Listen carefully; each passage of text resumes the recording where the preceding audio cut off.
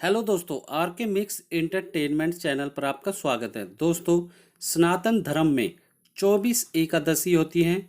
सभी का अपना अपना महत्व होता है, लेकिन ज्येष्ठ मास की शुक्ल पक्ष एकादशी तिथि को पड़ने वाली निर्जला एकादशी का विशेष महत्व माना गया है। इस एकादशी में पानी पीना पूर्णतया वर्जित है। यही वजह है कि इस एकादशी को निर्जला एकादशी कहा जाता है। धार्मिक मान्यता है कि इस एकादशी का व्रत करने से सभी 24 एकादशियों का फल मिल जाता है।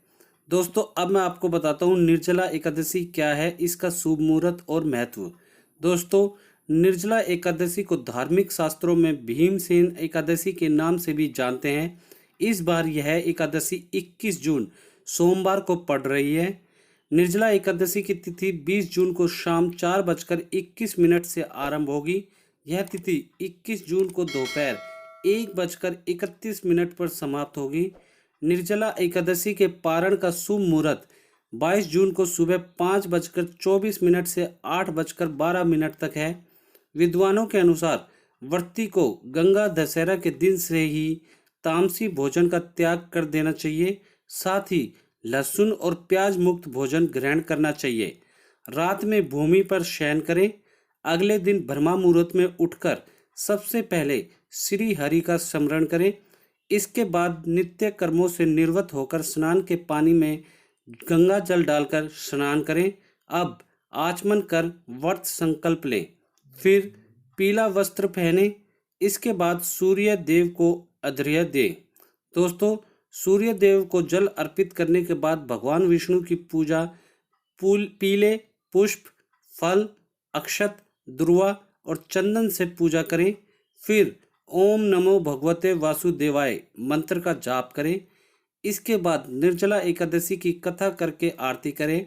इस दिन निर्जला उपवास रखने का विधान है, लेकिन मन में कोई संशय न हो या व्रत संबंधित अन्य जानकारी चाहिए तो विद्वानों से भी परामर्श कर लें। द्वादशी के दिन शुद्ध होकर व्रत पारण मुहूर्त के समय व्रत खोलें। सबसे पहले भगवान विष्णु को भोग लगाएं। भोग में कुछ मीठा जरूर शामिल करें। इसके बाद सबसे पहले भगवान का प्रसाद सबको बांट दें। ब्राह्मणों और जरूरतमंदों को यथाशक्ति दान दक्षिणा देकर स्वयं प्रसाद ग्रहण करें। ध्यान रहे, व्रत खोलने के बाद ही आपको जल का सेवन करना है।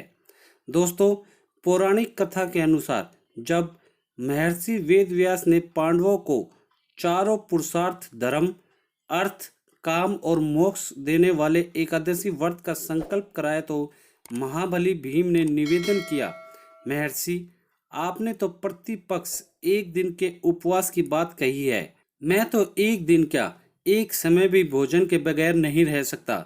मेरे पेट में वृक नाम की जो अग्नि है, उसे शांत रखने के लिए मुझे कई लोगों के बराबर और कई बार भोजन करना पड़ता है।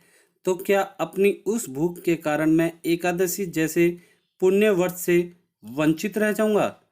महर्षि ने भीम की समस्या का निदान करते और उनका मनोबल बढ़ाते हुए कहा, नहीं कुंती नंदन, धर्म की यही तो विशेषता है कि वह सबको धारण ही नहीं करता, सबके योग साधन व्रत नियमों की बड़ी सहज और लचीली व्यवस्था भी उपलब्ध करवाता है। अतः आप ज्येष्ठ मास की शुक्ल पक्ष की निर्जला नाम की एक ही एकादशी का व्रत करो और तुम्हें वर्ष की समस्त एकादशियों का फल प्राप्त होगा। निसंदेह तुम इस लोक में सुख, यश और प्राप्तव्य प्राप्त कर मोक्ष लाभ प्राप्त करोगे। दोस्तों, वेद व्यास के इतने आश्वासन पर तो वो वृकोदर भीमसेन भी इस एकादशी की विधिवत व्रत करने को सहमत हो गए। इसलिए वर्ष भर की एकादशियों का पुण्य लाभ देने वाली इस श्रेष्ठ निर्जला एकादशी को लोक में पांडव एकादशी या भीमसेनी एकादशी भी कहा जाता है। मान्यता है कि इस दिन जो स्वयं निर्जल रहकर ब्राह्मण या जरूरतमंद व्यक्ति को शुद्ध पानी से भरा घड़ा दान करते हैं, उससे जीवन में कभी किसी बात की कमी नहीं होती, हमेशा सुख समृद्धि बनी रहती है। तो दोस्तों, उम्मीद करता हूँ इस वीडियो में मैंने आपको निर्जला एकादशी से जुड़ी सारी छोटी बड़ी जानकारी दे दी होगी। दोस्तों, वीडियो अच्छी लगी तो इसे लाइक करें, मैक्सिमम से मैक्सिमम इसे शेयर करें ताकि सबको ये जानकारी मिल सके।